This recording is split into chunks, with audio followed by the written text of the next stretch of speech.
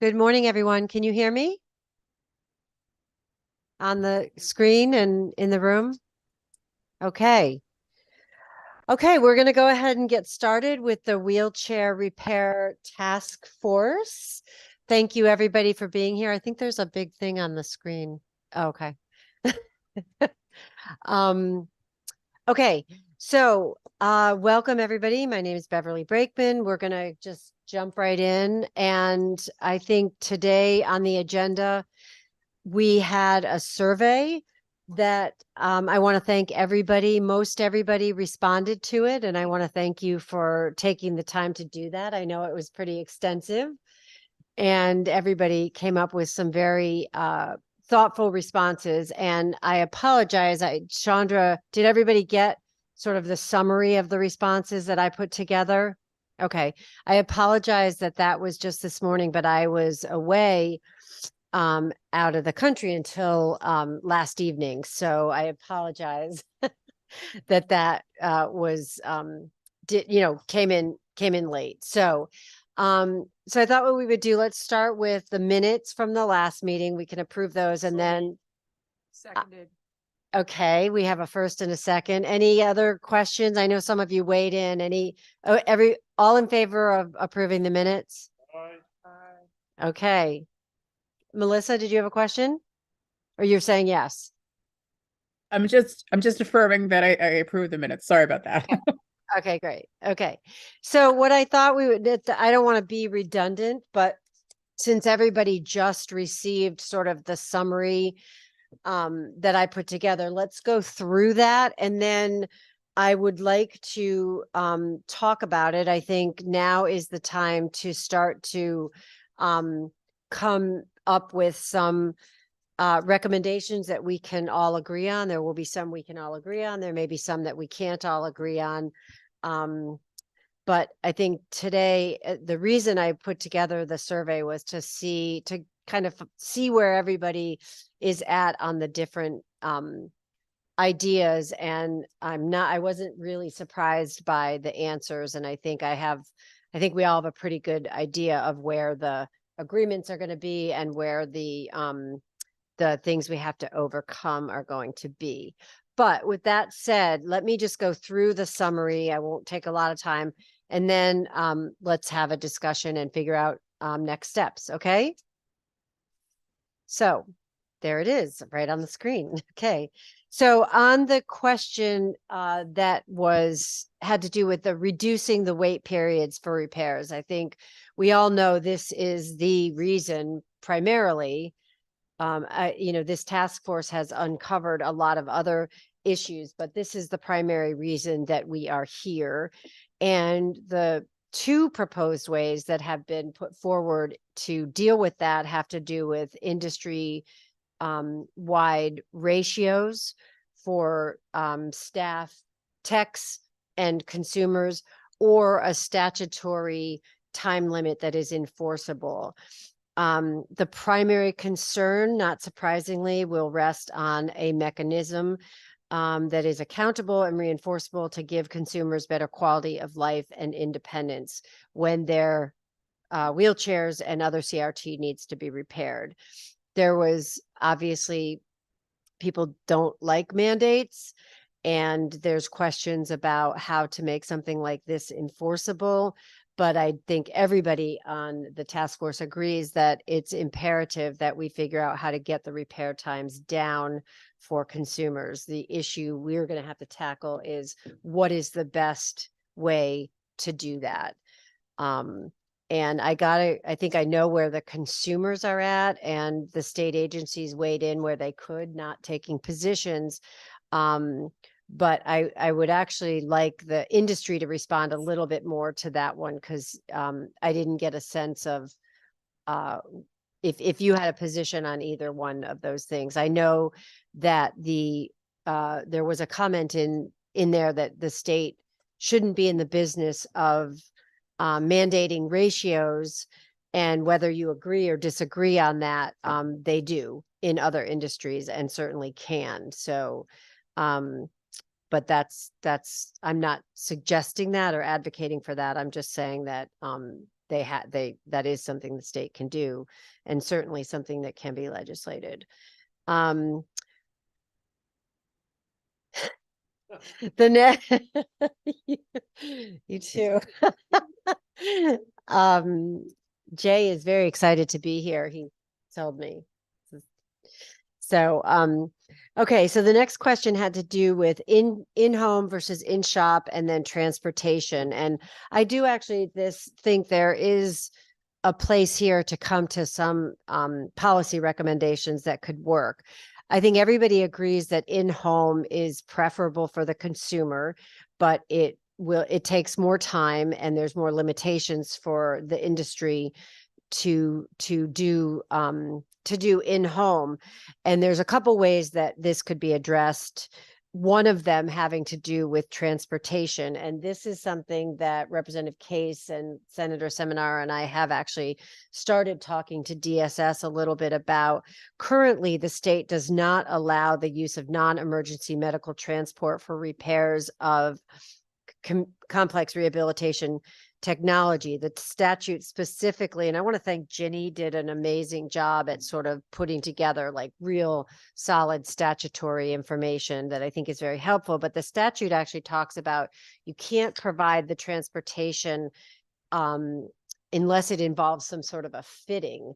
So one thought I had was, how do you define fitting, and could that be changed to broaden the use of non-emergency medical transportation to help consumers? The other issue in this area is with the in-shop repairs that I think we need to figure out is that a lot of insurances, and I think Wayne shared this last time, the service providers are not allowed to actually help consumers when they come into the shops with transfers, using facilities and that kind of stuff for liabilities. And that is something that we may want to tackle, because that makes it a lot harder to just go into shops.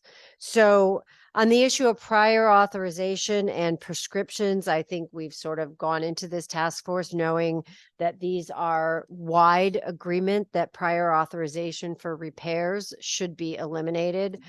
And one of the suggestions that was in a couple of the survey responses that was perhaps you have a prior authorization for the initial equipment that includes repair of that equipment for a period of up to 5 years, which is a much more reasonable amount of time than 2, was most people's opinion.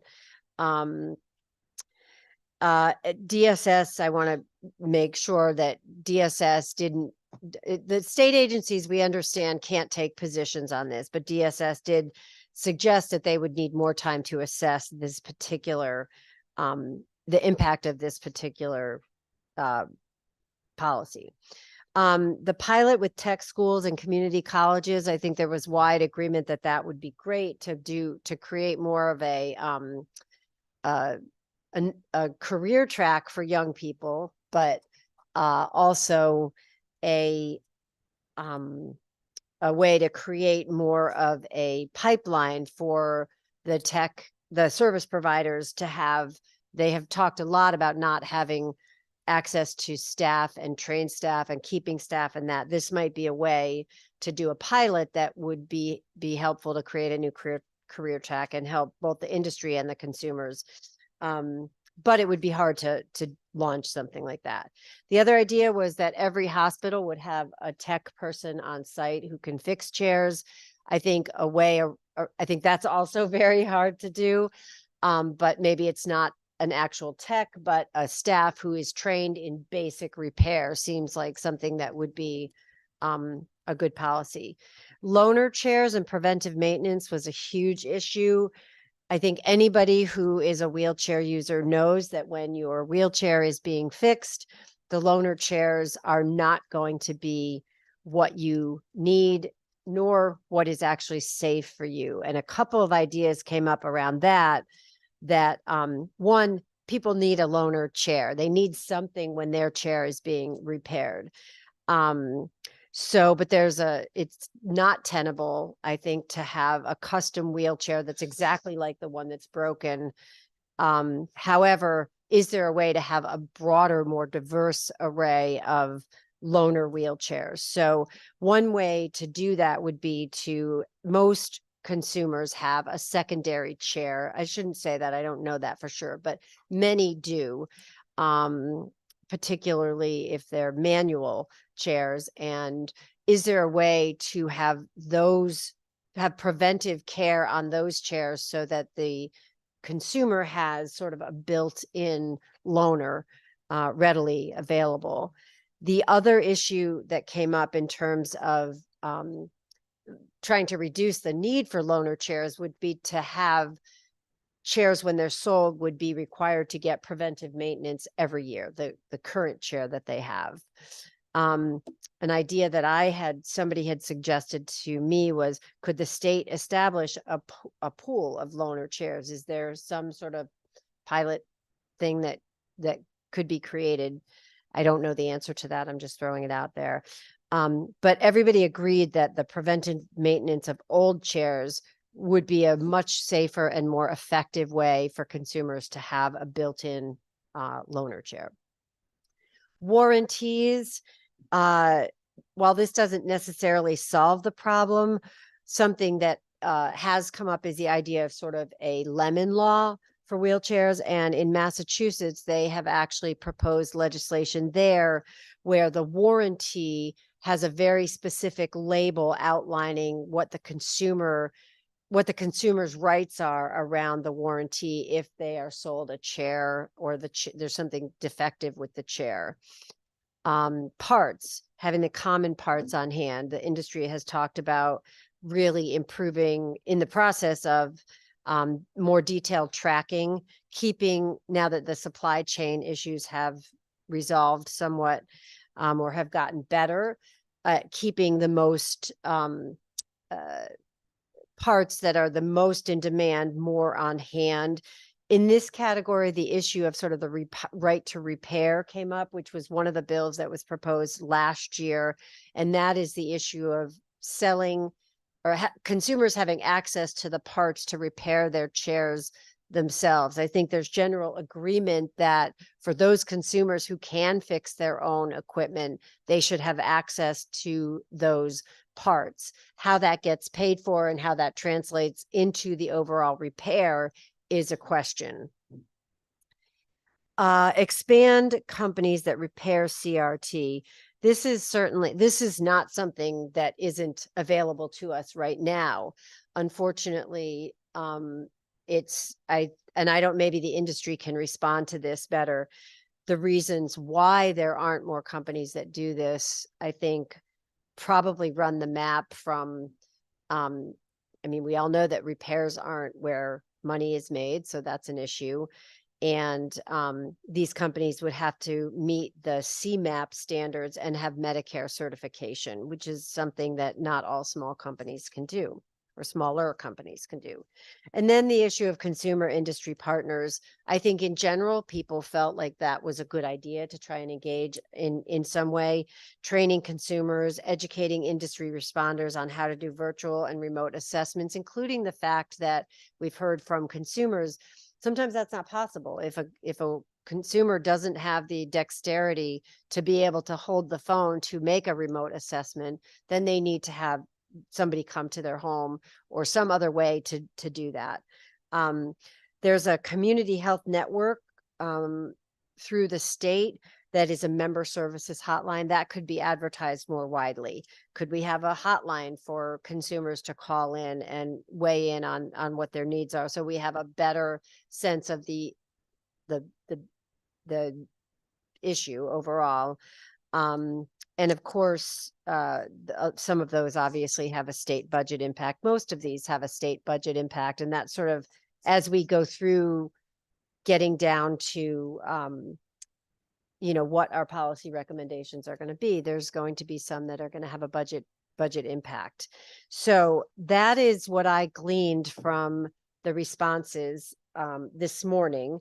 So I would like to just take questions, answers, have a discussion about it.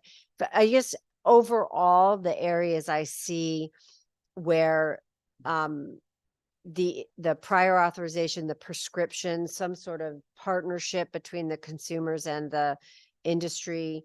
Um, and having more staffing and ways to address the waiting period and how to get over the issue of how we do that. Those are the main issues I think we're going to come up with. So I would like to open it up for comments. If I've missed anything that you put in this that you want to make sure is on the record, please comment on that. And I'm going to be quiet, and I'm going to see Senator Seminar or Representative Case. Do you have any remarks before we go to the rest of the group?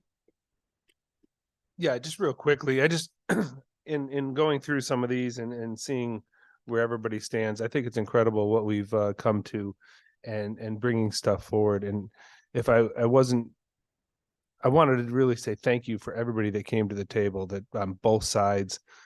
We want to come to a solution, and as Beverly said, we want to take as much as we can and do as much as we can, but realizing that if we did everything, I think we wouldn't be able to do everything.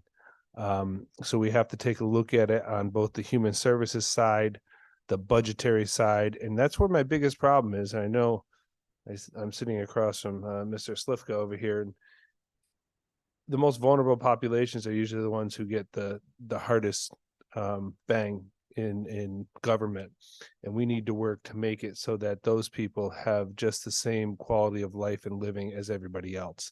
And this is such a huge thing that we need to keep working on. It might not happen this one session, but I think if we stick together and we work together, we can make this happen and have a good outcome. So I think that the survey that Beverly put together was incredible, brought a lot of information. No, we need this. I serve on 3 task force now, and they're all coming together very nicely. And thanks to our great clerk, Sandra, she's running them all. But this is how we get somewhere, guys. Putting it out there and getting as much information so that we can help make the decisions. We're not the ones that are going to ultimately make the decision. It's going to be the public, the people who write into us. So once again, thank you, Beverly, for putting all that together. And I think it's made a huge impact of where we're going and how we're going to get a solution. So thank you. Thanks, Senator Seminar. I echo everything that Representative Case just said. But in addition to that, I'm just ready to get to work and hone in on some of these issues and really write our policy recommendations so that we can put them forth in a timely manner. So that's what I'm going to add today.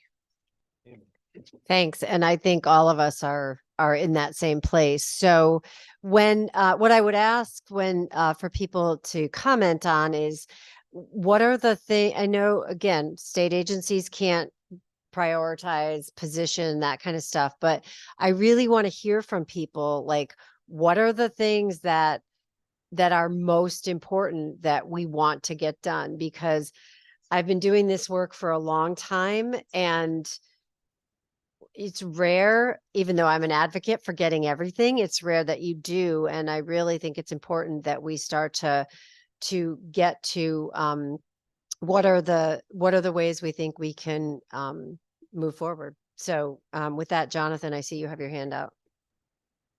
Yes, thank you. And thank you, Beverly, for putting this survey together, and Chandra for organizing it, and everyone for your responses. Just a couple general questions.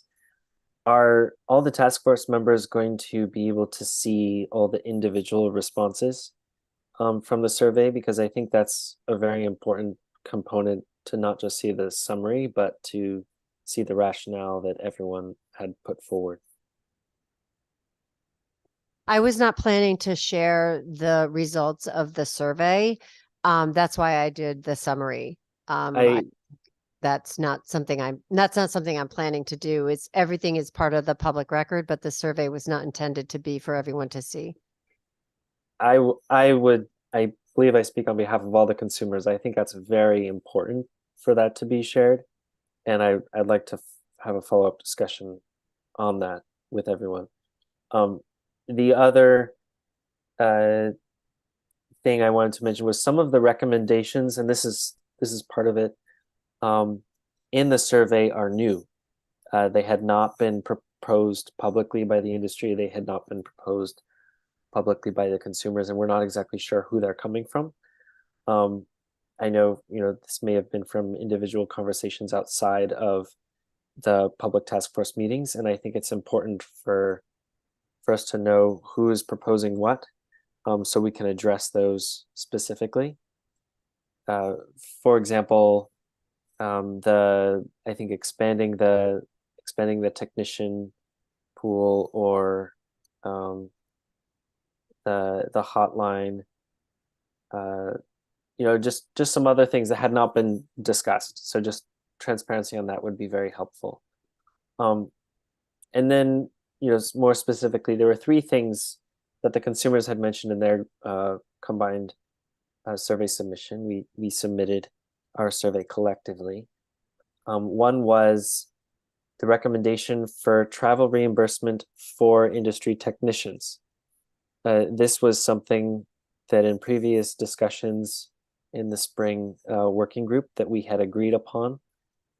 This was a priority that the industry had put forward, that they could get insurance reimbursement for their technicians to do in-home visits, and the consumers have supported that effort.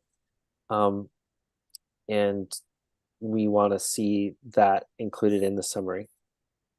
The other missing thing that I noticed was consumers have called for overnight and expedited delivery of parts, for that to be in place by the industry so that parts can be delivered in a more timely manner than they are currently.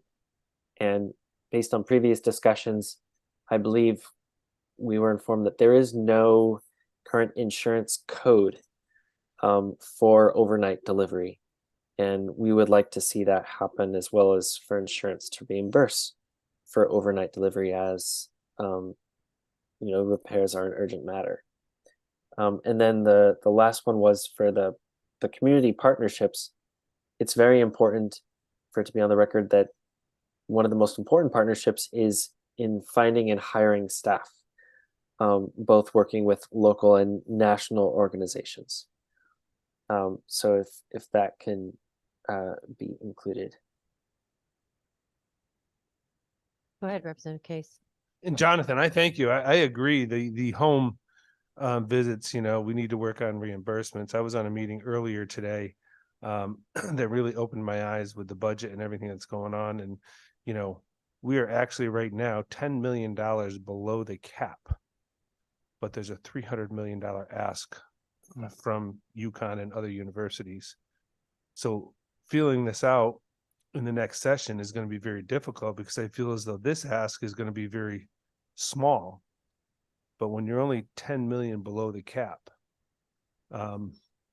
we have some work to do in front of us, and we got to find ways to find that money and actually pin down what that cost is going to be to us, because in a $50 billion budget to only have 10 million below the cap.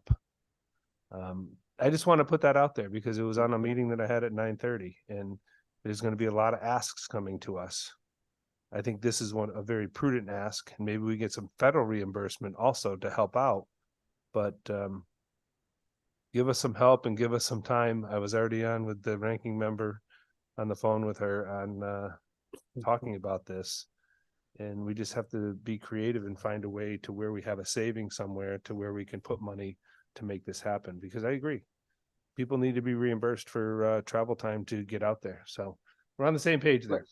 Yeah, and these are reimbursements by insurance, private and public. And you just reminded me, thank you, that we also believe it's important to include recommendations on the federal level, even though that's not something that can be controlled, through state legislation. Jonathan, it is insurance, but when you're talking about DSS and their monies, it's state budget money.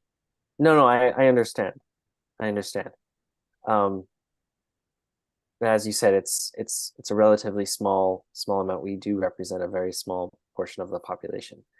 But as I said, I think we should also include in the summary the recommendations for these changes of insurance to also apply to the recommendations should apply to the Medicare and federal regulated insurance programs.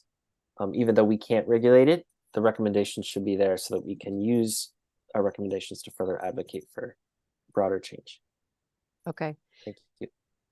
So yeah, Jonathan, with the survey responses, I'll take it under advisement, but that's not my intention to share that with everybody. You are the other ideas, I will take responsibility. Those were my ideas. The tech pool was a conversation I had with somebody who said, hey, why not this idea? So I thought, well, why don't I just put it in there? So, I'm sorry if that was kind of went against people's whatever, but I felt like it wasn't a bad idea and something that should be put out to the whole group. And the hotline actually was something we've talked about in the meeting. So, and you are correct. The travel reimbursement was something I think everybody agreed on, and I did not put that in the summary, and I will. The overnight cost, I thought I had put it in there, but I see that it's not. But I do think that's important that in terms of parts getting to people, that's something that should be covered. And finding and hiring staff in terms of the community partnership, I'm not exactly sure what you were saying there, except that I think a large focus of those industry consumer partnerships would be about increasing the pool of technicians who can fix wheelchairs. So that's my response to your comments. Thank you. I think Sheldon had. Did you go on? Okay, go ahead, Sheldon. Thank you. Just a couple things on the summary, which is very good. Just a couple things missing. In terms of the in home versus in shop, and the first bullet is everyone agrees in home is best and should be offered without prejudice.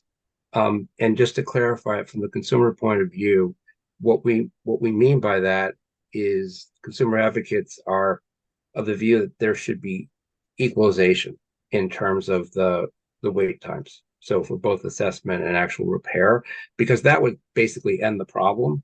Everybody agrees it should be an option in shop, but the problem is that when it's unequal, and right now it's grossly unequal, then obviously whether it's intentional or not, people are going to be driven out of desperation to come into the shop, even if it's really problematic. So I just wanted to make sure people understood that that's the core of what we mean by in our case, without prejudice, as we equalize them. And the payment for travel time for the text to come out it will help with that. As Gary pointed out at one of the meetings, if there was payment for that, it would help, funding for the cost of in-home. The other thing is on the Lemon Law. Well, the consumer advocates were not really wild about the warranty thing, but I did want to explain one thing on the Lemon Law. We actually have a Lemon Law right now in Connecticut for wheelchairs.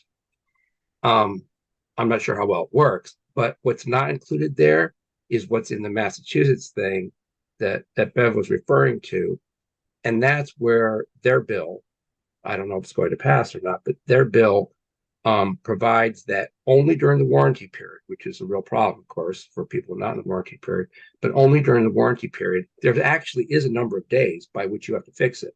And if you don't fix it within those number of days, then that triggers the Lemon Law, which means maybe the company has to buy you a new wheelchair, right? So basically that is their approach. It is a way to force a timeliness in a sort of backwards way. But the problem, again, is that it's only during the warranty period. So our solutions, I think, that we've been talking about would, be broader to say, well, any wheelchair, really, any custom wheelchair that's been provided by that particular company. And lastly, I wanted to, on the hotline issue, what we said on that is, we're not opposed to that. That could be somewhat helpful. But if that's all that's done and we don't, and this was in our comments, if we don't address the actual timeliness with mandates, you could actually make things worse. And here's why. And I've seen this with, I've been battling, as Ginny knows, I've been battling against the Department of Social Services for years and all kinds of things. And when we push, sometimes we advocate for things that is proposed, a hotline, or we'll have an escalation unit, or professionals can call the special number or whatever. And that's been done over the years. It actually doesn't solve anything, because all it does is it gets the squeaky wheel, they get treated first. And in a way, it makes things worse, because the squeaky wheel people are the people who are most capable. They're able to make calls, they're a little savvy, they know what's going on, they know people, they're connected. And so basically they can use that new system. But since there's no more resources in the system, if we don't do mandates, there's no new resources. It just means that all those people who are incapable of making those calls and don't have those connections, they're going to be even later to get their repairs done. So I just want to clarify on that. We're not opposed to it. It could be somewhat helpful, but it has to be only as an adjunct to the mandates to address the timeliness. And I on the issue of sharing the responses, I mean, yes, we all, and so people know. You may not, I guess people may not know this, that 8 of us decided to do group responses, and the reason for that was because we just felt like we're going to all say the same thing. We talked about it. We feel we spent a lot of time discussing it, and we felt comfortable with all these recommendations. We didn't see there's any point to sending 8 basically the same thing. We are happy to share those with you, with everybody, with the task force, and I do agree with Jonathan. It would be helpful not just if ours were shared, but if everyone's were shared. Thank you. Thanks, Sheldon. On your comment on the hotline, I didn't get a sense that anybody was recommending that would be all we do. And I would agree with you that doesn't solve the problem. The problem what we're here to solve is much bigger than what would be addressed by a hotline. So, Melissa, Senator Seminara, sorry. Yeah, I just want to briefly touch on I recognize and totally agree that we need to make the wait time better, but I think it's unrealistic for you to think we're going to come out of this task force recommending complete equalized wait time. I don't think that is going to be possible. That the industry is going to be able to deliver services in home as fast as they can deliver services in-house. That's not to say I don't think the services in home have to improve. They have to improve. I'm in every way, shape, and form. We have to cut down on that wait period. But I think to say that it's going to be equalized is unrealistic. That I'm bringing that to the table right now, and I know that might cause some inflammatory or for us to disagree, but I'm just throwing it out there. If we need to spend the rest of the time talking about that, I just want to say I think that's going to be a tough thing to follow. So that's all I had to say on that one. Thank you, Senator Seminara. Melissa, you had your hand up. Yes, let me see if I can lower my hand now. I will work on that. Good afternoon, everyone. I just wanted to make something clear from the responses that we got on the survey, and I would like to see all of everyone's responses to the surveys, and I'm happy to share ours, as is Sheldon and Jonathan. So I want to echo what they have to say. But given that may not happen, I just want to make sure something is on the record. It mentioned in the survey something about having graduate students do work on chairs, and we can debate that back and forth. But what was concerning for us is it was saying it would be required that hospitals and nursing homes have those students there. some of us see students as the least as one of the not preferable options, least preferential options. And we want to make it really clear that people with the least agency, people who are at the highest risk, shouldn't be the ones who are required to have students provide services to them. And I have concerns that it'll be a discriminatory, disparate impact on people with disabilities who live in institutions. So I just wanted to put that on the record. Thank you. No, I appreciate that, Melissa. You raise a really important point, and certainly not the intention. I know. Yeah, I don't think I said student. What the thought was that some, and like some pilot program where we partner with Votech or community colleges to create a tech, I don't know, a certified repair tech track, so that there were more people who were trained per industry standards to repair CRT. That's sort of what I was talking about there. The idea about hospitals and nursing homes having, I didn't intend for that to mean student, but a staff person who could do basic repairs. That may be a really bad idea. It just occurred to me that for people living in institutions, if there was somebody on hand to fix chairs, that would be good. But you raise an important issue. We certainly don't want those people who are institutionalized to get less repair from people who are less formally trained. So I appreciate you raising that. That's very important. Thank you so much. And I think it's the idea of piloting that program on people in institutions that's important. Thank you so much, Beth. Yeah, no, that's a really good point. Thank you. Okay, Wayne. Hi, good morning, everybody. I just want to go on record. There's been talk about a Massachusetts bill that was introduced from some consumer groups as well. The industry is also working and had some meetings or had a meeting with the Senate Ways and Means staff where that bill's at, as well as the consumers to work on this.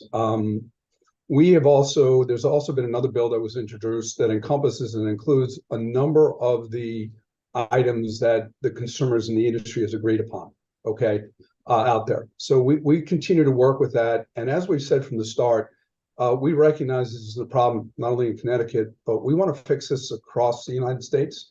And we feel like the work that we're doing here could lead to setting that standard that we could possibly introduce in other areas. I will tell you that we've also used Connecticut as an example and said to the Senate Ways and Means staff that we feel like we're making some headway, and we feel like while we don't always agree, I think this process has worked pretty well. We've asked them if they would look at doing the same. But I just want to make sure everybody's aware that, again, the industry is participating in Massachusetts as well. Okay, thank you. So Wayne, I have a question actually for you and for the industry in looking over the survey. I know that the industry agrees this has to be improved, but I wasn't clear what, if any, policy recommendations you have that would improve that. Even if you don't agree with the ones on the table, if you had others, I would be interested in hearing what those are. Yeah, Beverly, I based on the survey, again, we answered the survey. We didn't go outside the bounds of it. We think there may be some other policy ideas. As Jonathan has pointed out, a couple that he felt were missing. Okay. But again, we really tried to just answer the questions that you had proposed. And I think if you look at that, we thought there were a number of them that were good policy. So again, we're open to. I think I was, yeah. Whoop, did we just lose Wayne? Oh, no. The specific ones, Wayne, were the industry staffing ratio and the specific time limit. Did the industry have a response or an opinion on either of those? In our response, we did put in a number of factors that need to be considered. I would not consider Connecticut, and again, maybe I'm wrong, to be because a lot of this was talked about to possibly go beyond. I would not consider, and I lived in Connecticut for a while, a rural state, as I've lived in Texas, which is, as you can imagine, very rural. There's just a number of variables that need to be considered as we're looking to set up, if you're looking to set up any specific ratios.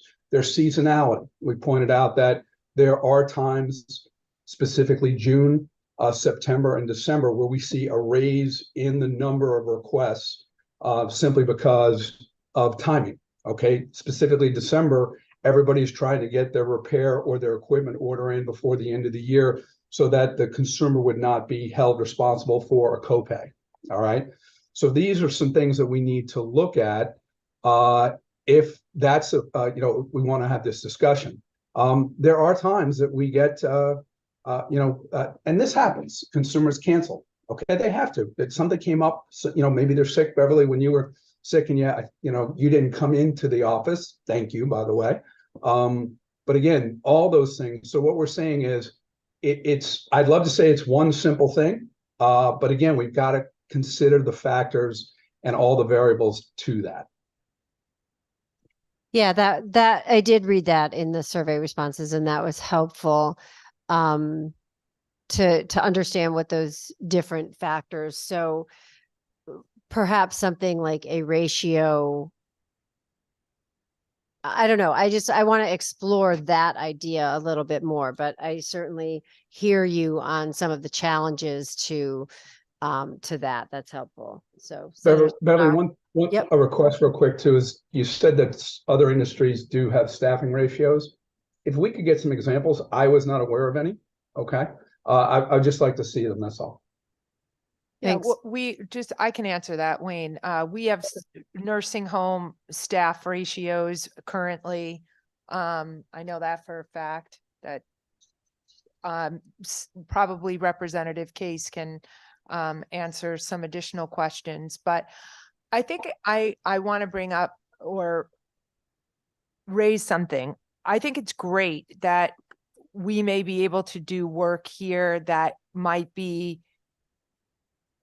transferable to other states, but I do want to focus on our state at this point because that's who we're legislating for.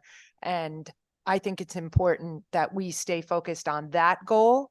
I wholeheartedly hope that we create policy here that can be transferable to other states, but I think it's important that for our task force that we stay focused on Connecticut. Agree, ma'am. Okay, Absolutely. thanks. Thank you, Senator Seminara. Okay, Representative Smith has your hand up. Thank you, Madam Chairman. Can you hear me? Yep. Okay.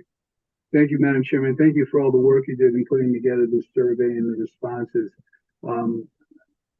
I don't want to belabor the point. There's a lot of important and critical information that's been discussed here. But we started the survey by talking about the wait time, which has been the compelling requirement and the very motivation for the establishment of this task force is based on what was considered to be unacceptable turnaround times and the dearth of the relative inaccessibility of in-home repair as compared to in-shop repair. During some of the proceedings at the last meeting, we simply discussed what is possible, and I think we should not to oversimplify things, but to go back to the basic proposition before us, which was how many CRT technicians would it take? I know both New Motion and NSM are about 14 technicians in the state. How many would it take in order to fulfill this ideal of reducing in-home repairs down to 2 to 4 days? Now, if there is a number that has to be, I know in the past exchange I had, a couple of the industry people just said it just can't afford it. And as I observed at the time, that's a business decision. It's a perfectly valid one if you're running a business, and I respect that. And I also want to hasten to mention that I both admire and respect the thoughtfulness that the industry people have brought to this proceeding, both Wayne, Gary, and all the rest. But I think that information, which I think, and I can't remember if it was Wayne or Gary said, we're going to continue to work on that and trying to come up with a number. Maybe it's going to be incidental to the main question of what we can do. But really, as a task force, our job as a organized commission from the Connecticut General Assembly with a view toward creating some kind of legislation. And we certainly don't want that legislation to be heavy-handed and mandating something that's just not feasible or practical in terms of what the industry requires. But that's a decision that maybe they have to make, and we have to get an idea of what is possible, because if we do everything and the outcome of our commission is leaving things at the status quo or trying to make other adjustments, all these other things, public partnerships, the prior authorization, I think all contribute to that end result, which is reducing wait times. But I think we want to just come back to, if there is, and I think we could probably do this by extrapolation from other states, and I know the industry is in a better position to do it. Come up with a number. How many does it take CRT technicians to fulfill the 4 days? Maybe, I don't know if that would be, it seems impractical to assume that in-home repair 2 to 4 days would be the same as in-shop repair. Just obvious logistical differences in that. But I would like to once again restate my request that we have that information, rather than asking, how much profit your company has to make, which I guess from a confidentiality standpoint, protocols, I assume, might be a little insolent request on our part to how much can you make. But I think it is important to understand what the practical realities and what the parameters are within the industry that both seem to have the same investment in terms of personnel, in terms of sales, and in terms of service in the state of Connecticut. So I'd like to restate that request if we could work on that, or if you have it today, let that be known so we can work. Everything else might fall back on that, what's practical and what the industry is not willing to do. If it puts a company out of business, it's done nobody any good, and I don't certainly want to be party to that, but I do that it is an important factor, and I think it is something that needs to be addressed. Thank you, Representative Smith. Actually, that I do think that question has come up, and I guess my question to the industry, and I see Gary's coming up, or maybe Wayne can answer this, but is there a way to get to that information? That actually would be very helpful. We know we're not meeting the 3 to 5 day standard now. What would it, with 14 techs at each company, what would it take? What would it take to do that?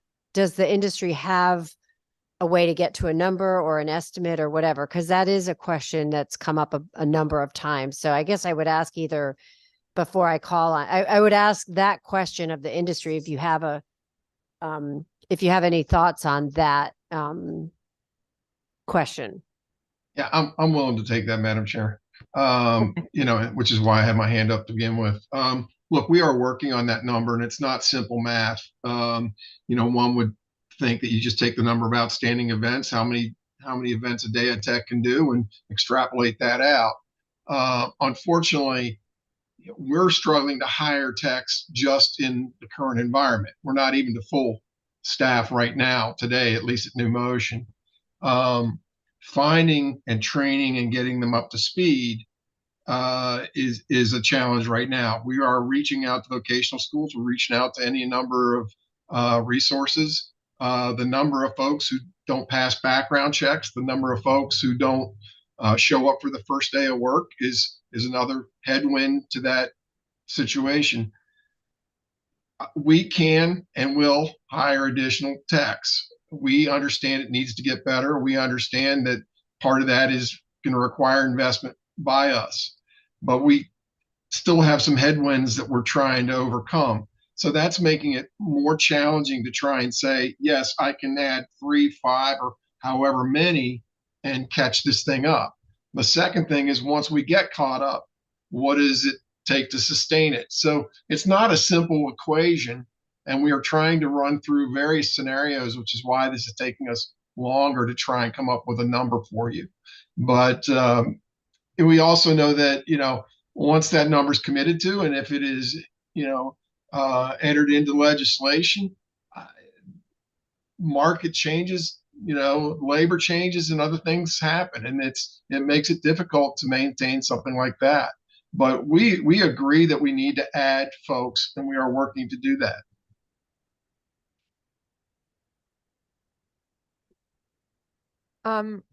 I just want to address something, Gary. When I asked several weeks ago if the industry felt that there was an issue with hiring people, you both answered that there were people available to hire. So now I'm hearing from you today, well, we have workforce issues. So I'm sorry. I guess I need to get some clarity on this, because we talked, I specifically asked that question a couple of weeks ago. Were there, if we mandated the idea of having a mandate, or if we said that there needed to be more people, were there more people available to be hired? And you said yes. I said, Senator, I appreciate that. And I said, yes, there are more than there were back pre-COVID or back through COVID. Yes, we're seeing more applicants. But I was only speaking of some of the things that are going against us as far as, when we get the applicants, the number that we can actually employ or hire relative to their qualifications and things like that. Yes, it's getting better.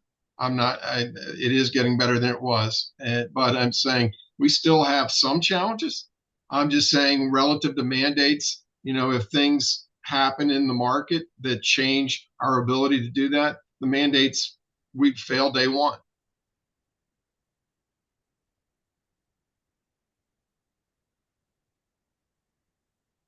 Okay, I think, so I just want to make sure I understand then.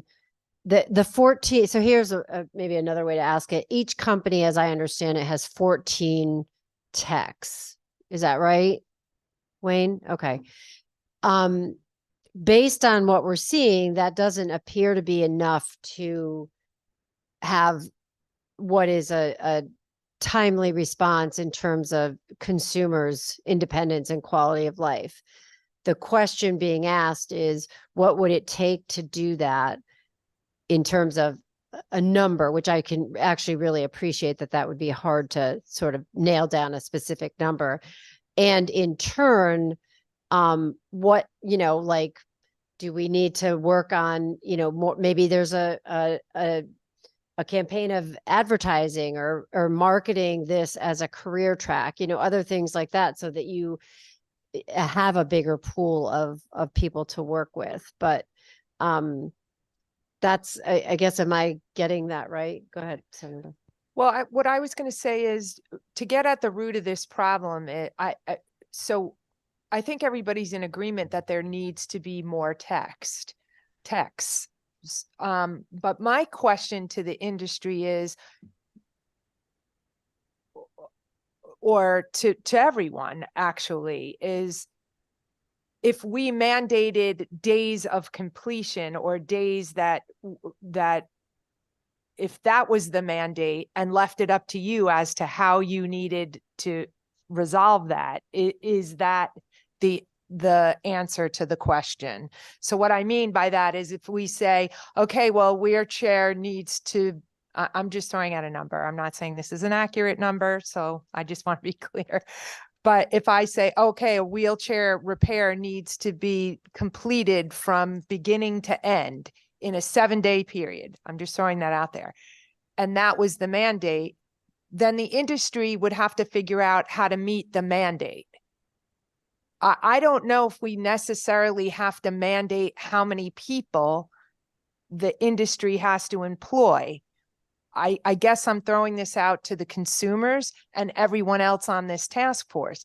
Do you think a way to address this is to put a mandate on how quickly repairs need to be done rather than a staff to consumer ratio? Maybe it needs to be both. I'm just throwing that out there. And if somebody wants to comment on it, I will happily listen. Thanks, Uh, Senator Seminara. So I think that was a question directly to industry if somebody wants to respond. So I want to respond first thing to Beverly. One of the things you said is Senator Seminara will come back. Beverly, remember, you stated that it's not working in the 3 to 5 time period. It's not working right now. Well, we agree. But please remember that we're still in that backfill problem that's come up from the PHE, which we've shared. We've had problems with supply chain and so forth. So again, I talked about seasonality and certain times when repairs go up. This is one of those periods. So one of the things we're looking at is what is it going to take us to get through the backlog to what Representative Smith wants, which is under the normal circumstances. Okay. I'm going to term that as PHE, prior to PHE. What would it take? I think that's my understanding is that's what you were looking for, Representative Smith. Okay. There's two aspects of that, and that's why it's an issue. Senator Seminara, your question, we're going to have to talk about that. I don't have a specific answer if that's the best way to go or which way is it to go. Again, all I would like to do is let's just also remember that we have to factor in just the variables, and that's where the biggest problem comes. Okay, so I'll throw one out.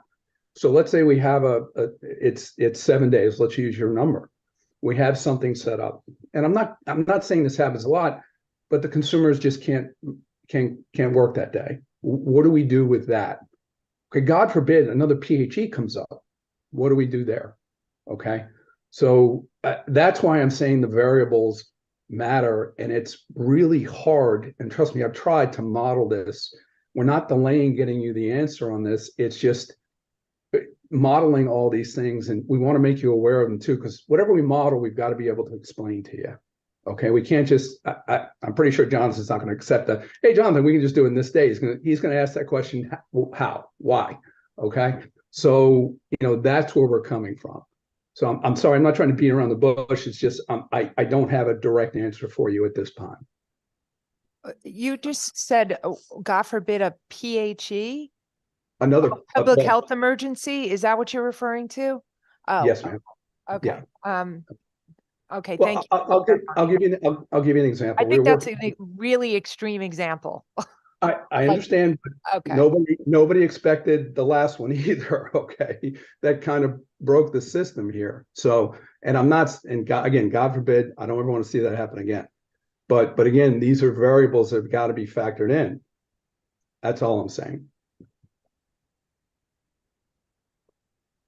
Okay. Beverly is coming right back. 1 second, please, everyone. Sorry about that. So I'm going to go to Sheldon and Jonathan, and then I want to sort of continue on the tech issue. So I can appreciate there's lots of variables in terms of having a timeline. There's no, that is understood. And there's no way to avoid that. But I think we do all agree this needs to get better and there needs to be some accountability. My question to the industry is I am still unclear. Gary has said you would hire more techs, but you can't find more techs. To what extent does the reimbursement, is there an insurance reimbursement issue here that is part of the problem? I think that was in the survey, so maybe you should talk about that. Or it would be helpful if you could talk about that a little bit. I think the reimbursement aspect of it comes from a standpoint of travel time, and that we only get reimbursed for actual time working on the chair. Relative to staffing, I mean, we do have open recs out there for additional techs. To Senator Seminara's comment, the labor force is better than it was, but by the time we hire and train and get someone fully up to speed, and then we lose 30% through attrition, that's a headwind to us. And I'm not trying to say we can't hire or don't want to hire. We're going to add techs. We are trying to add techs. But I am concerned that any mandated effort on days or ratios is something that would be tough to manage for us, given some of the things that we've seen in the last 3 or 4 years. Granted, the PHE is an extreme example, but there are labor market changes that are not PHE related. We, in a period of the last 2 years, we lost a lot of folks to Google, Amazon, and other places that were opening up facilities in our geographies, and they were paying way above what we could pay people because our reimbursement is fixed. Amazon or somebody else can raise their prices as they see fit. Medicare dictates a lot of our reimbursement. Medicaid dictates a lot of our reimbursement, as does private insurance. So there are limits to what we can, logistically and financially do.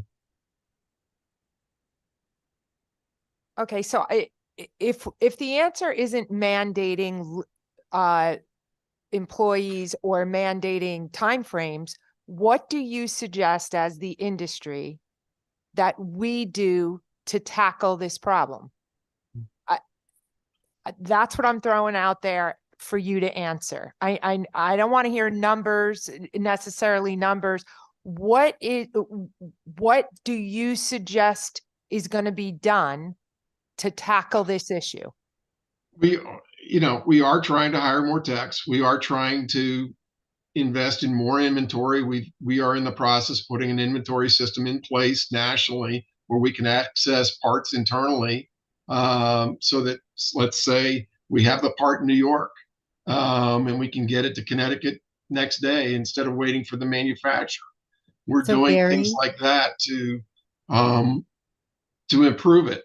We also making more techs available remotely and doing other things so that initial evaluation can happen more quickly. I understand that remote is not perfect, but it is an option, and it is a tool we're trying to use to get better. Senator, I'm sorry, I'm not arguing that this isn't this is a problem. Yep. We're doing a number of things to try and get it better. Okay. I'm in the most respectful way. You're being very repetitive in a very vague way. You're saying we're going to make an effort to hire more techs. We're going to make an effort to have more equipment on hand or more parts on hand. There needs to be, I guess I don't want to come out of this task force without having specifics. Real specifics that we can come out and make recommendations. I know that that's very difficult. I'm not saying it's not, but there needs to be some specifics that come out of this task force that is actually going to address the issues. That is why this task force came together. So to go round and round with each other and say, well, we're going to make an effort to hire more people. Well, how many people? are you going to hire? And how is that going to address the issue? And so I'm not sure what has to happen for us, for the conversation to move in a direction where we are coming down with specific suggestions from everyone as to how we can address this. Senator Thank you, Seminara, Seminara. Just a can I- minute, Wayne. Representative Case has something to say.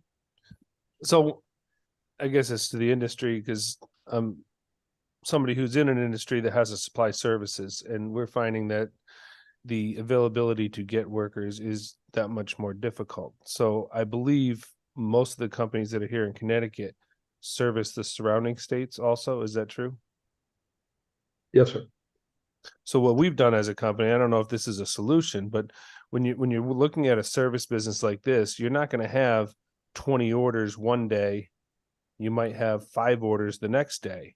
So what we've done, and I'm just putting it out there because when you have a problem, you always try to put a solution on the table. We've made it flexible so somebody from New York can come down for the day and help bail us out and do some house visits and do some fixes. Is that something the industry is willing to do, on share services of employees from different states to come here to help? And then vice versa, if Massachusetts or another state's having an issue, can we send people up there? Because if you have a set group in Connecticut, but then all of a sudden you don't have all these work orders, what are those workers going to do? So sharing services throughout New England, where it makes sense to travel to another state, not going 5 states away, going within a state that borders Connecticut or vice versa, is that something that we can work collaboratively? It's not us, it would be your business model, but I think it would be a solution. It would put more workers at the table when there's a slower time in a different area of your footprint. Just putting it out there. Yeah, Representative Case, we have done that. We've actually brought technicians from as far away as Kentucky into Connecticut to help. We have taken some of our remote techs and downtimes on the remote desks, put them in the field to assist. So we're not against moving resources like that. We have been doing that for the last 2 years. And so we're doing everything we can to try and bring that down. But I'm sorry. Okay. So I want to go to the people who have their hands up, but what I want to ask, and I think I'm echoing Senator Seminara and also in my review of the survey, what I really need, and I'm going to ask the industry to try and do this over the next week, is we have some concrete examples that have been provided by the consumers as to how we could, their ideas about how we could reduce repair time. What I don't have is ideas from the industry. I hear you saying that you want to do this, you're working on this, but I think that what we're asking for is something more concrete that would really address this problem from your perspective. We understand there's a million different factors. That is not going to change, but you see this as a problem. Share with us what your solutions are, because I don't think anybody has a real sense of that in a concrete way. So I'm going to ask the industry to do that. Beverly, yes. I'm sorry, Jonathan Sheldon, listen, I'm not trying to cut ahead of you, but we need to address this. The industry came to legislators last year with a number of issues. Prior authorization, eliminating that was one of them, okay? Preventive maintenance was another. Service what you sell was another. So again, we'll be more than happy to resubmit these and so forth, but we have come with them. Yes, the tech issue and hiring more is part of it. As we said from the start, there's not one clear thing we can point to and say if we fix this. So I just want to make sure that everybody understands we have proposed a number of things out there, and consumers have agreed to a number of them as well. Okay. Right. So, but please understand, the technician is one part of it. If we do, look, you're not gonna eat the elephant all at once. If we do a little bit here, okay, if we move a little bit of the folks from in the home to in the shop, that's going to lighten up the load on the techs in the field so we can get to more people in the field and take care of more people at home. If we eliminate the prior authorization, that's going to speed it up, okay? If we allow consumers to have maintained their backup chairs, there, that's going to help. There's not we're not going to go from 0 to 100, but if we get 10% better here, 10% better here, the whole goal is to meet them so they get their stuff repaired quicker. That's all I'm saying. So Wayne, I thank you. I want to acknowledge, yes, you have put some concrete things on the table for sure. I guess the issue that we seem to be sort of honing in on is the issue of techs. Who are the people who actually fix the chairs and are the ones who actually make the difference in consumers' lives. So I guess when I say a plan, I'm asking you to sort of think through that piece. Gary has said a number of times that yes, we want to hire more techs. These are some of the issues. So it's clear to me that the industry feels more techs are a part of the problem, in addition to the other things you proposed, which we appreciate. And I thank you for saying that, because you're right, that should be acknowledged for sure. But what I don't have is that sense of,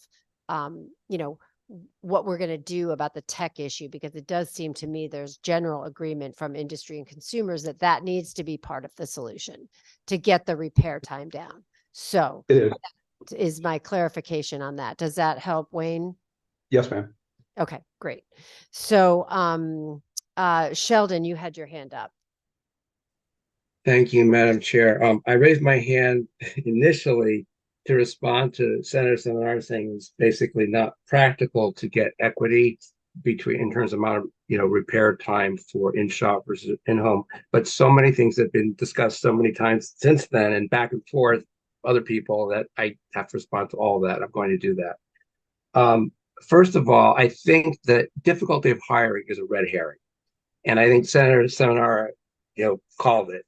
And I'm going to just read from, Chandra takes excellent minutes. And this was at the meeting on 11/9. I'm going to read it because Senator Seminar asked if we increase the number of staff and given training time, is there staff available to do repairs? Gary says, yes, we can get there. Senator Seminar says she has concern of lack of qualified people who will be hired. Gary says that there are people with skill sets that can step in and learn some of these things quickly. So that's the story about the difficulty of hiring techs. But the reality is that the industry has already said, and this is on 11/2 in the minutes, that we're full at 14. That was the declaration. We are full at 14, even though the delays are in a month, 2 months. They declared that we don't need more. We are full, and we were missing, they said at the time, I guess this was new motion, we're missing one. We have to hire one more person to get to our full complement of 14. So the reality is, let's be honest, let's call it what it is. And again, it's in the minutes repeatedly over and over again, that the issue is, and it's not just that hiring techs is acknowledged to be part of the solution.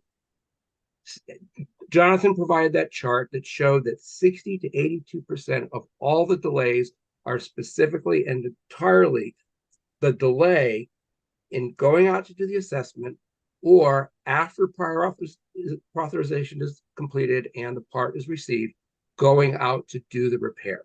That was, depending upon whether the parts are in stock or not, it's 60 to 82% of the time. So that's the vast bulk of the delay, is that, prior authorization on average takes 8 days, 6 days in the case of DSS Medicaid, but it's a relatively small part of it. The vast majority of it is the delays in techs going out because there aren't enough. And if you don't believe me, I will quote Gary, who said, and these are these excellent minutes, 11/2, Gary says new motion is at 20% in shop. He said they'd be happy with 30%, meaning they want to drive more people into the shop. But then he says, quote, Gary understands that the solution is more technicians, but it isn't economically possible for them. And then this came up. I wasn't unfortunately at the last meeting, but I did watch the video, and then it's in the minutes where Rick was asking about what we need to do is move more people into the community, not driving people in shop. That's the wrong answer. If it's equal and people make a choice, that's fine. But you're basically effectively coercing people to go into the shop because it's much faster. Rick's saying, why don't you have more techs in the community? And this is from the minutes from last time.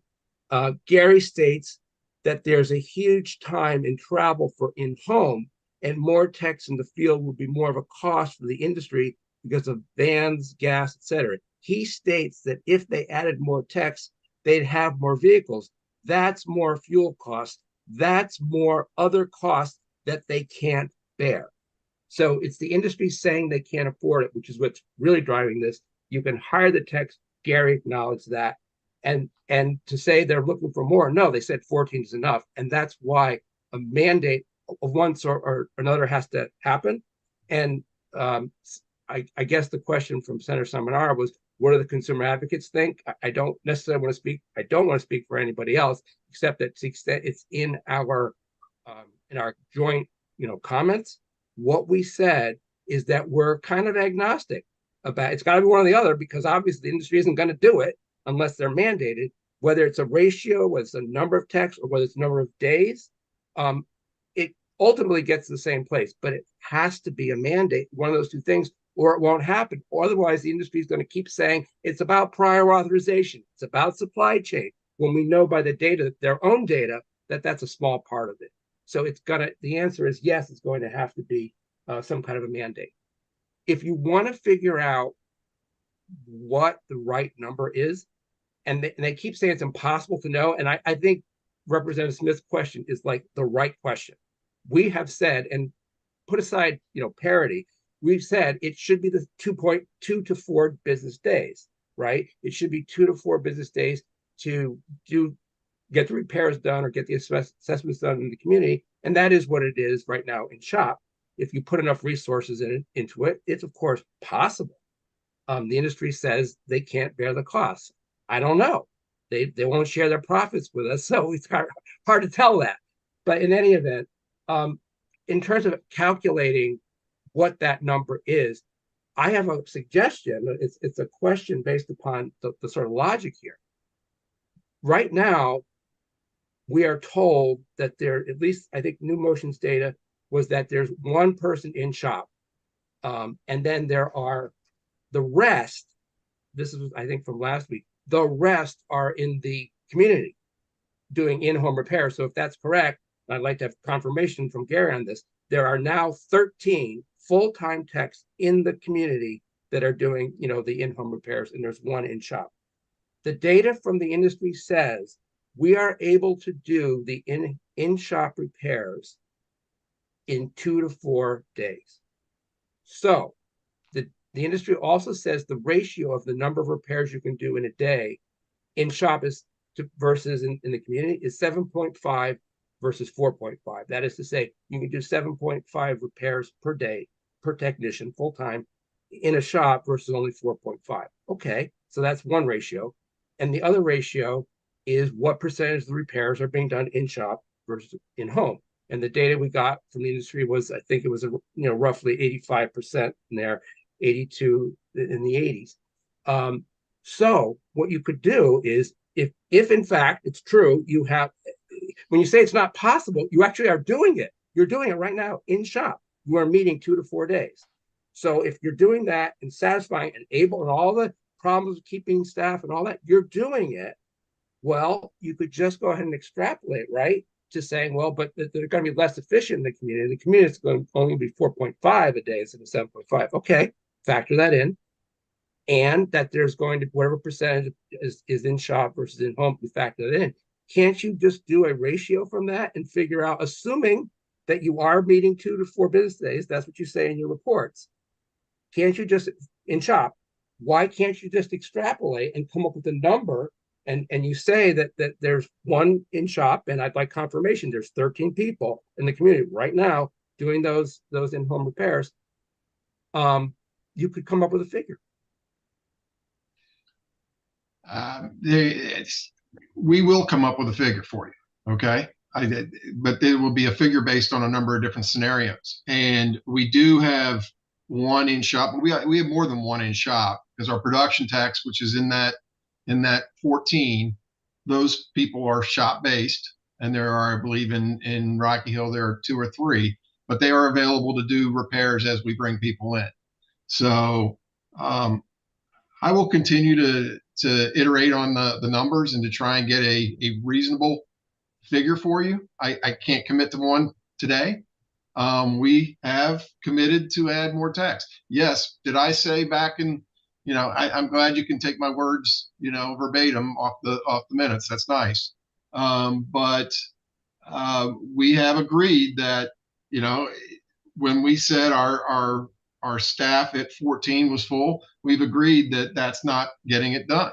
And that's why I've said, I'd be willing to add some additional text. And we've moved text from other, like I said to Representative Case, we have moved text from other areas to try and get caught up.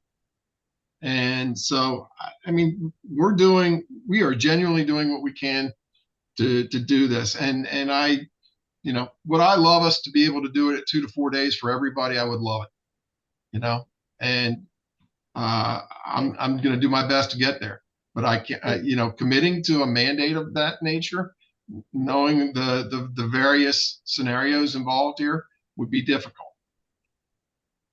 Well, Okay. just I think I think it's Just- clear what we're looking for from the industry, and I'm happy to help during the week if you have any questions or whatever, but it would be helpful to sort of get some more solid clarification and answers on this. So let's move forward with Jonathan, you have your hand up. Yes, thank you, Beverly. And also just wanted to clarify, Beverly, that I appreciate your the things that you added to the survey, and I didn't mean to categorically oppose them, or I was not offended by any of those recommendations. I just wanted to know exactly who. That's okay. That's fine. So thank you. Yeah, so I wanted to first suggest, in terms of the survey results, as I mentioned before, the consumers are very happy and actually would like our results to be shared publicly with the rest of the task force. And I wanted to ask the industry if you voluntarily would be willing to share your responses. That's the first question I have. I have several more, but just wanted to get that out of the way. First of all, directing it at one person, not at anybody, Jonathan, I don't think is a fair assessment. Okay, this is not my decision. This is a decision by the chairperson. If she makes the decision to share it, then that's what we will do. Okay. I have said I will take it under consideration, and I'm going to I'll get legal advice from the committee or whatever, but I understand the concern and I appreciate it. So let's move on. Sure, of course. Thank you.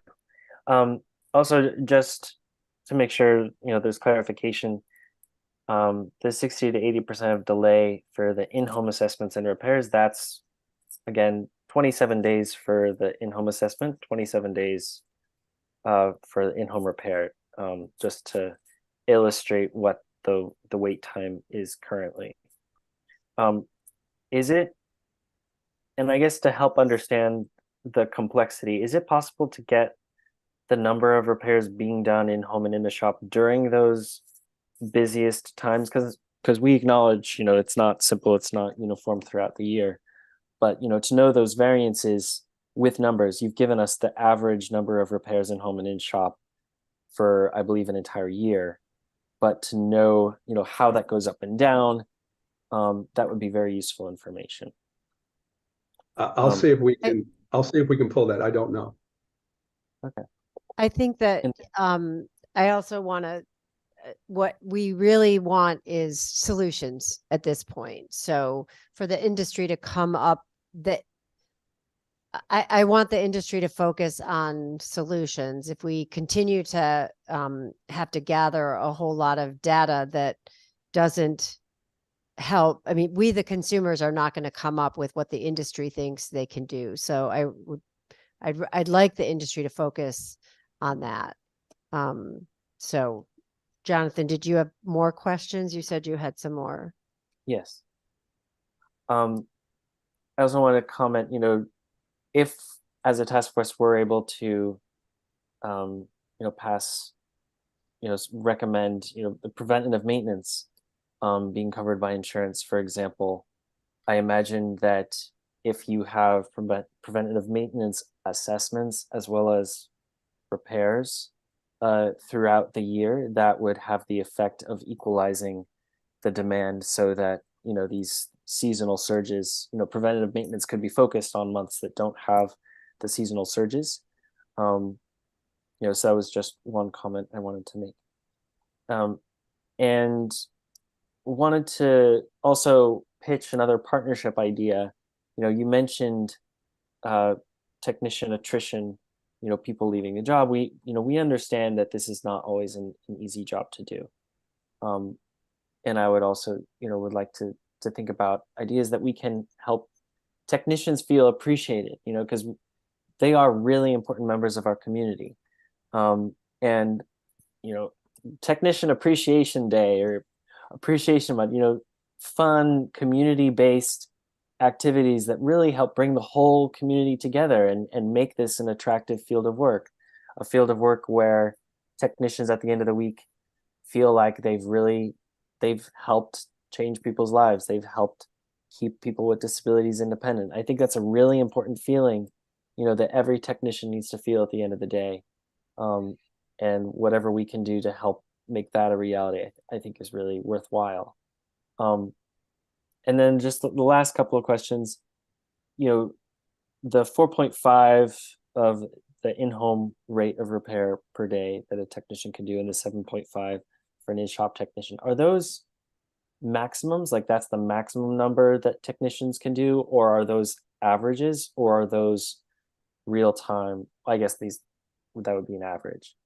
Average is based on our experience. Again, you may have a technician that is just, let's say, just based in Hartford, who can get to 6 locations in one day, Jonathan.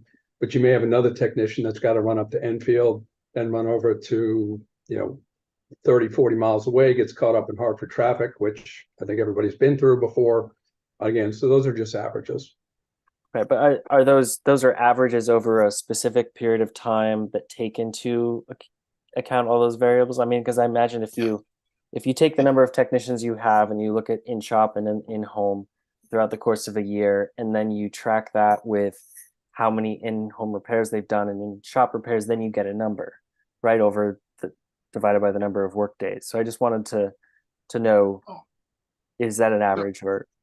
Yeah, Jonathan, not all repairs are the same. I mean, changing tires on a manual wheelchair is very different than changing motors or a seat actuator on a power wheelchair. So the averages take into account a lot of those right. Scenarios. But those are averages, I'm saying, from a whole year's of work. Yeah, and it peaks and valleys, like Wayne spoke to seasonality. So yeah. Okay. And then you mentioned that, there may be more than one tech in the shop. Can we just get confirmation on how many techs are actually in the field? Because different numbers have been thrown around, and I think that's the one number that has been difficult to nail down. Jonathan, that was reported in the past meeting notes. You can look at that. We have 6 in shop for an NSM and 8 on a road. And I believe, Gary, you gave your numbers too, that you already kind of confirmed that too. So that's in our previous notes. Right. Okay. Yeah, I appreciate it. So 8 on the road from NSM. All right. Thank you. Are you all set, Jonathan, or? Yeah, I'm all Okay. set for now. Okay, thanks. Melissa. Thank you, Madam Chair. I just wanted to, hold on a second. Sorry, I just disappeared my screen for a minute. I just wanted to, first of all, my day job is the Director of Policy and Programs for the Partnership for Inclusive Disaster Strategies. And we started working on COVID issues on February 28th, 2020, and still work on them. But so that's something I'm intimately familiar with. And certainly COVID disrupted the supply chain, but I think, we need to move past that. But one of the things that I was hearing, I don't know who was saying it, I think it might have been Wayne, is everything got disrupted during the PHE. That is true. I just want to remind everyone what happens, and we all know this, but I need to say this for the record and just to center it. When people with disabilities don't have access to the wheelchairs, they stay in bed, they get pressure sores. People with disabilities in public health emergencies and in disasters are 2 to 4 times more likely to be injured or died. Also, we end up in institutions during disasters and also during public health emergencies because of that. This is a really critical health issue. So I'm hoping that the industry, and we can't expect you to pull off miracles in the midst of a new pandemic, but we'll be planning for future pandemics because we know more pandemics are coming. We know more disasters are coming. We know that they're getting more and more serious. And my hope is that the industry will plan so they will be able to respond to this more, because this is the critical juncture where people with disabilities get institutionalized, get sicker, and die. Thank you. Thanks, Melissa. Rick, you have your hand up? Yes. Hello, everybody. So in regards to Jonathan's last question, I wasn't sure I understood the question or maybe the answer. I was wondering if Jonathan was trying to ask, when you gave those averages for the in-shop repairs versus in-home, what was the time period you did that study over? Was it over a week, a month, or an entire year? 12 months, I'm sorry, what was that? a year. Thank you. Was that it, Rick? Yeah. So Okay. Does anybody else have any questions or comments about the survey or anything before we sort of talk about our next meeting? Yes, Sheldon. Sorry, thank you. There was one other recommendation we had, or subsidiary recommendation in our responses, and that is that this whole thing with in-shop versus in-home is that basically our recommendation is that the industry stop affirmatively telling people if you come into the shop, it's faster. The newsletters are going out saying this. There's lots of materials, and I think we had a witness explaining this on our presentation on 11/9, that when you call, it's one of the first things they say is, it's almost like it's a script, that if you come to the shop, it will be faster. And although that is technically true, it's also circular, because that's where all the resources are put, and we don't want to basically coerce people into coming into the shop when they don't want to. If somebody asks, of course, people should give truthful answers about how long things are taking right now. But we did recommend that we include that as a specific recommendation, that the industry should stop doing that. I'm sorry I didn't mention that earlier. Sheldon, are you saying we shouldn't offer up options? Shouldn't No. it be up to the consumer? You have consumers, and I agree. There's a number of consumers that say they have to get it in the home. Agree. Okay. We have to educate the consumer that there are options. Okay. I'm getting this coerce definition is a little bit much. We need to offer up when you go and order something, some people offer you up options. That's all we're doing is options. So when somebody calls and they say, I would like you to come out to our home, to my home to fix this, that is not a situation where the person was looking for options. Okay. So what we're saying is, it seems that the script, based upon the people, and anybody who's had recent experience can speak up now to either correct me or confirm whatever, but it seems that it's being immediately said right away, not just that it's an option, but it's a faster option. It is a faster option. Well, I understand that. And what we're saying is you should stop doing that. If Why? So So the consumer can't make a good, educated decision about how they want to receive service? It's up to the individual consumer to identify the way they want to receive service. If Rick wants me to come to his home, I will. But if somebody else wants to come into my shop and they can do it that day, I need to let them know about that, because not all the consumers are aware that we offer in-shop repairs. So I think this is an important point, because what I understand is there are consumers whose lived experience of this is one of being pushed to go to the shop. And I absolutely believe that is an experience that some consumers have. What I hear the industry saying is that they're trying to offer options. And there is a fact in that coming to the shop, at least at this point in time, is going to be faster. So the solution is somewhere in how that choice gets communicated to consumers. But I would not advocate for the consumers not having that choice. If the reality is that it's going to be faster to come in shop, I want consumers to know that. If that's not being communicated in a way that is safe or feels like being pushed or whatever, that's another conversation that we can have. But I don't agree that consumers should not be given a choice as to how they get their chair or their technology fixed. But I understand that is the experience of some consumers. So that is very important for the industry to hear that, and maybe we communicate those choices in a different way. But I think people should be offered the choices. We did it's very clear in our comments, in our joint comments, that we agree with that they have the choice. It is their choice.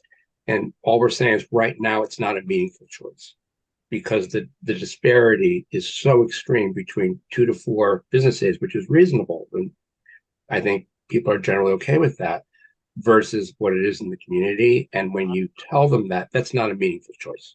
So, I mean, unless it's preventive repair, which isn't paid for, there's very few things where people say, sure, 24, 27 days, I that's fine. So that's the problem we're in.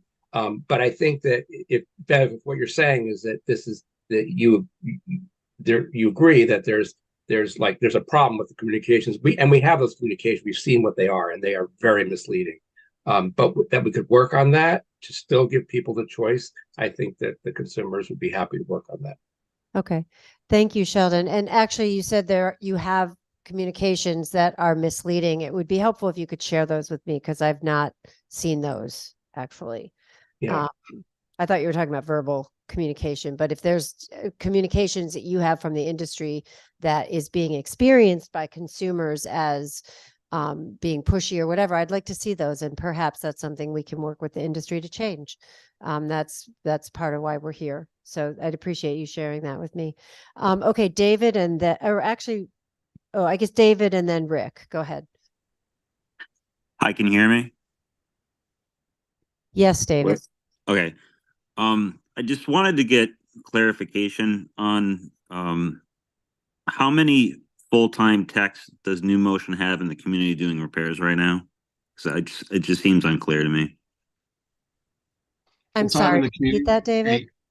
Yeah, how many full-time techs does New Motion have working doing in-home repairs?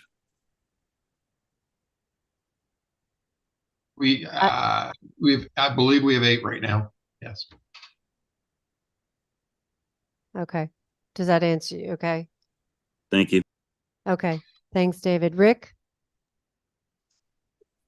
Yeah, hello again. Yeah, so it seems those messages about in-shop repairs are unfairly pointing people to the shop, only because currently it's not equal in regards to in-home repairs and shop. So if you just left out the words faster and just said maybe you have 2 choices, in-home or in-shop, please contact for what your preference is. That might be a little more fairer. But when it's not equal time as the way it is now, and you're saying, hey, you want to take forever, we'll come out to you. If you want to get it done tomorrow, come to the shop. I hear what you're saying, Rick, but in the current environment, it is not equal time for in-shop versus in-home. No, but we also know that the industry had said, and I know that we want that to happen. Their goal is to get a percentage more into the shop. So that's why their message is like that. They've admitted that. Okay. Well, okay. At the current time, the time to get a repair in shop is faster, whether we like that or not. So by design. Okay, well, that's your opinion, and that's fine to have that. So anyway, I think everybody understands what the issue is. So I don't see any more hands at this time. Oh, Jonathan, did you have your hand up again? Yes, thank you. I just wanted to, I've just done some calculations based on some numbers, just to give a picture. And this is, again, I'm not trying to ask, when I asked previously about, the information about the different peaks and valleys throughout the year. I think that's very valuable information for the task force to understand, to help make a educated recommendation on the number, because I think that's really what we're trying to get down to, right? Is at the end of it, getting a realistic number for how many in-home technicians, full-time in-home technicians working in the community for each company. That's a really important number for us to understand by the end of this task force. So any information that can help lead to that would be very useful. But just to give an idea, like right now, if you look at the 4.5 repairs per day for an in-home technician, averaging throughout the entire year, with 8 techs working in the field on average. And if you guess a 19-day work month, that's taking into account holidays and weekends. Based on that, you should be able to complete 684 in-home repairs. That's with 8 technicians. And currently, the average for the year is 228. For NewMotion, 210. So just to give a picture of the disparity of what the potential is given the current reported number of technicians, the current reported average rate, and the current average number of repairs, there's a big difference. And so understanding what causes the difference between the reported rate of repairs and what we're really seeing, that's really important for hammering down the number that we need to mandate. Thank you. Or the timeline to mandate. And I also want to emphasize, Wayne, you made your comment, of course, we want to build in exceptions. I think consumers are very happy to build in exceptions that would protect consumers' interests for timeline requirements. Like if a consumer, gets something else happens, maybe they're going on vacation, maybe they don't want like a 7-day or a specific timeline. Maybe they're not going to be available for a couple of weeks, and so they can waive a timeline requirement. So of course, we're open to building in reasonable exceptions that protect consumers for any timeline requirement. But to reiterate, we are open to either timeline requirements for repairs or staff ratios or anything that helps to equalize these repair timelines. Thank you. Yeah, thanks, Jonathan. So yeah, I think we have definitely, I think, honed in on solid areas where we agree, for the most part, between consumers and industry. I think we have pretty much identified our big nut to crack on this. And so I am going to ask the industry to give a little more thought to the issue of staffing and what your suggestions might be to improve the timeline for the next meeting. And any assistance that you need with that, certainly reach out to me, and we can be helpful. And we will continue this discussion at our next meeting. Any people who have any thoughts after this meeting, you should share them with me. I will have an agenda out to people early next week. But as I see it right now, I think we just want to really continue to get down to things that we're going to be able to move in terms of policy recommendations. And I guess what I also want to say is this is not going to be easy. This is not going to even necessarily be fun because there are areas of agreement and there are areas of very strong disagreement.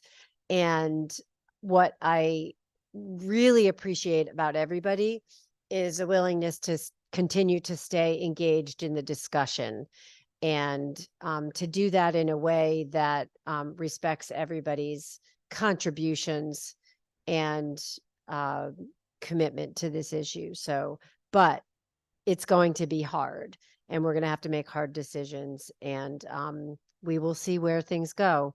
But you have my commitment to try and have the most fair and just process as we move through here. And I was going to end the meeting, but I see that Jonathan has his hand up again. It's a positive note. Jonathan, It's a hand up one more time. It's a very positive note, and kind of relates Okay. that, you know, given how difficult and contentious kind of the results of this may be, I think it would be important to start moving ahead with some of the mutual appreciation steps that we can really do. You know, let's go ahead and start talking about how we can get the current text to feel appreciated. Let's, you know, that's just an offer on my part, and I think all of the consumers involved, I think would agree with that. Maybe by moving forward on those dual tracks, we can help alleviate some of the tension even while we're pushing forward towards, you know, some painful solutions. Okay. Yes, Representative Case. And thank you, Jonathan, for what you said. And I think as far as the consumers and the manufacturers and everybody that's involved here, we might want to take a look at, you know, putting two documents together. One that we know that Human Services can take care of and do it without any other committee being involved. Once we start getting into timelines, once we start getting into reimbursements, once we start getting into other things of that sort, it's going to have to go to the Labor Committee. It's going to have to go to appropriations. It's going to have to go through many, but things that we can do here, I agree, Jonathan, we should just nip those right now, put them in a recommendation. And then if we do all in one, we risk losing everything. So I think that's something that we can have conversation with the chairs of what we can take care of without having to go to other committees. Because we know what happened when this wheelchair task force, or when this bill came forward, it got sent to Judiciary. Then it got sent to Labor. And then nothing happened. That's why we have a task force. So we should make sure we can do what we can hear in Human Services and then put the other stuff in a bill that has to move on to other committees, because then not only do we, but you guys, our task force members, have to go and start lobbying those other committees on why we need this. Just putting it out there. Let's do what we can here, and let's put another document together of things that we know that have to go to other committees, because it won't just, once it passes us, if it's all in one document, we could lose everything if we don't get everything. Yeah, I think that I know Chandra actually has been helpful in providing me with some ways that other task forces are doing it. And so with each policy, it's good to look at, you know, is there going to be a fiscal note? Does this have to start or go to another committee? And we should have a good sense of that when we're thinking through the different policy recommendations. So Sheldon, did you have a last comment? Well, just to respond to that, I agree that, you know, that's really helpful to have to analyze all the recommendations in terms of those kinds of things, fiscal note or not, and likely committees. But I think that from the point, and it's good to, the Chandra's looking at what other task forces are doing, but I think that from the point of view of recommendations, they should be unitary. I mean, Jonathan also mentioned that the consumers think we should include recommendations that we absolutely cannot touch because they're Medicare. We think those should be in there as well, because it could be a template, and some people think this should be a template for the whole country anyway. But regardless, it would be their recommendations that other people can take on and address wherever they should be addressed. So I guess I disagree a little bit about having two documents. I think it should be probably a unitary document of all the recommendations, noting where there's disagreement, of course. But the part of analyzing which can be handled just by human services versus not is really wise. Okay, thank you, Sheldon. So, so listen, again, I want to thank everybody for hanging in, and you know, I just want to acknowledge the state agencies who did respond. I understand that you can't take positions on things, but those of you that did reply did as I asked, which was to comment on how any such policy recommendation may impact upon your agency, because I think that's very important, especially as we move forward in thinking how and where these policy recommendations are going to be most impactful. So thank you for that. And I think that's it. Our next meeting is next Thursday, December 7th at 11:30. Okay. With that, thank you, everybody, and we'll see you next week. Okay. Bye-bye.